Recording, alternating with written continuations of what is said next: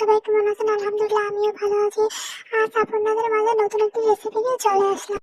তো রেসিপিটি হচ্ছে বাসি তরকারি দিয়ে কিভাবে সুন্দর একটি রেসিপি তৈরি করা যায়। তো প্রথমেই আমি কড়াইতে সামান্য পরিমাণ তেল দিয়ে দিলাম।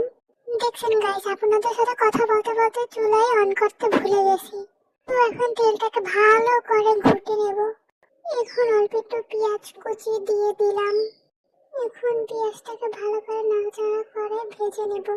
এই হচ্ছে সেই বাসি তরকারি, পেঁয়াজ ভাজা ডান। এখন সেই ভাজা পেঁয়াজের মধ্যে বাসি তরকারিটা দিয়ে দিব।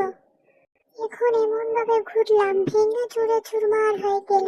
এখন একটা সিক্রেট মশলা দিলাম যা আপনাদের বলা যাবে না। তো মশলাটা দেওয়ার পর আবারও ভালো করে ফুটে নিলাম। বাসি তরকারিতে এর জন্য একটু স্বাদ আনার জন্য হালকা সস দিয়ে দিলাম। তো আপনারাও চাইলে বাসি তরকারি ফেলে না দিয়ে এরকম ভাবে রান্না করে খেতে পারেন। তো ভিডিওটি ভালো লাগলে লাইক কমেন্ট শেয়ার করে পাশে থাকবেন।